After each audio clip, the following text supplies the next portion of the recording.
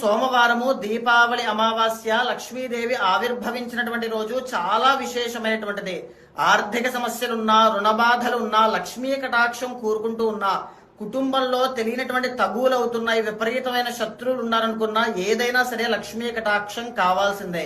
అలాంటి ప్రతి ఒక్కరూ కూడా ఎంత సంబరాలు జరుపుకున్నా సాయంత్రం మాత్రం లక్ష్మీ పూజ చేయండి. సాయంత్రమో లేకపోతే రాత్రి 12 గంటలుగా చేస్తే ఇంకా విశేషమైన పట్టు ఉంటుంది. అమ్మవారికి తేలికగా ఇంట్లో చిత్రపటం కానీ, వెండి విగ్రహం కానీ, మట్టి విగ్రహం కానీ ఏమున్నా పర్వాలేదు, మల్లె పువ్వులతో అమ్మవారిని అలంకరించండి. కదంబ పుష్పాలతో పూజించండి. తామర పువ్వులు, నీలపు కలువ పువ్వులు దొరికి మీరు వాటితో పూజించినట్లయితే అదృష్టం తప్పకుండా పడుతుంది.